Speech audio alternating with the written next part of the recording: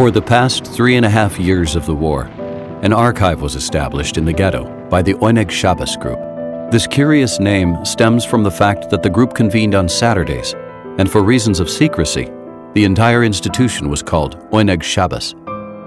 I began collecting material on contemporary times back in October 1939, when, as head of the Jewish Self-Help Society, I was in direct daily contact with life in the surroundings.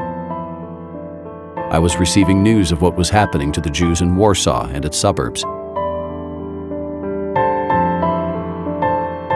In the evenings, I noted everything I had heard during the day and added my own comments. The war produced rapid changes in Jewish life in the towns of Poland. Each day was different from the next. It was therefore important to capture every event in the heat of the moment, when it was still fresh and pulsating. A rich community life began to develop in Warsaw with readings, lectures, memorial meetings, and concerts, all of which broadened and deepened the Óneg Shabat's work. Despite the broad dimensions of our work, the need for secrecy inevitably restricted its scope. I consider it a sacred duty for everyone to write down everything he has seen or heard from others about what the Germans have done.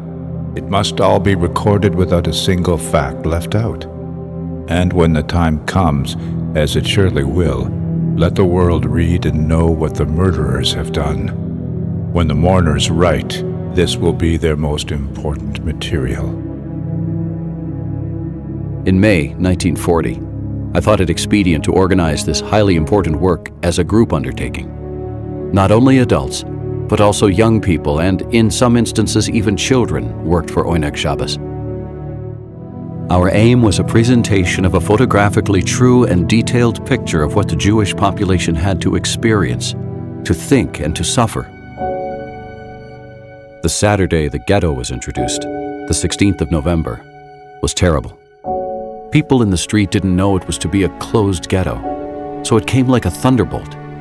Details of German, Polish, and Jewish guards stood at every corner searching passers-by to decide whether or not they had the right to pass. I entered. I crossed the boundary, not just of a residential quarter, but of a zone of reality.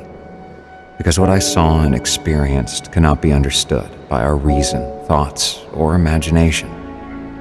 As I write these lines, more streets being taken away, less room, a tighter noose around our neck.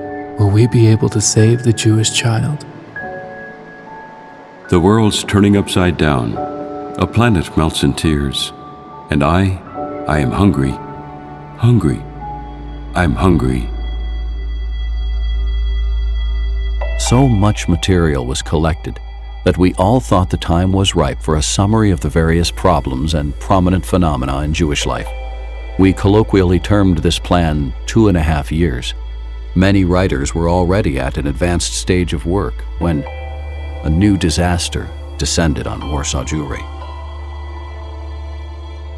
The deportation began on July 22, 1942. It marks a new period in the history of Warsaw Jewry, affecting also the nature of the Óneg Shabat's work. There was an interruption of several months in our activities. At a time when every second threatened capture and transport to Treblinka, there could be no thought of systematic collection.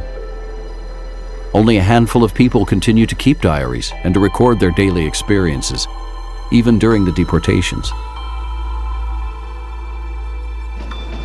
A Jew is returned to our workshop who worked as a gravedigger in Treblinka for 9 or 11 days before escaping in a train wagon.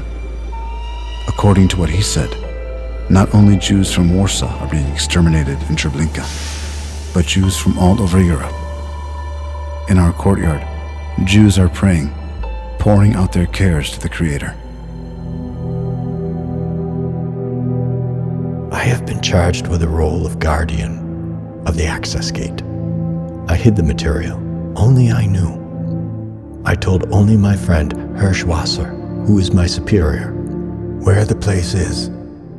It is well hidden. I do not ask for any thanks. Only to be remembered is what I wish, so that my people my brothers and sisters overseas should know where my bones have been taken to.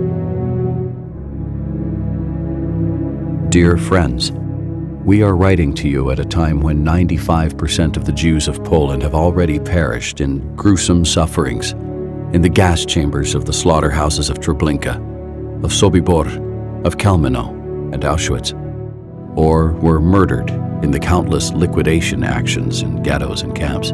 Perhaps some minuscule handful of Jews might survive, those who live still illegally in constant danger.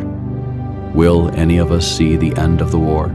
We doubt it. We would therefore like to tell you as briefly as possible of our work and activities. The intensive efforts of our staff resulted in the accumulation of more than 10 crates of particularly valuable documents, chronicles, diaries, photographs, etc. All these materials were buried underground within the ghetto.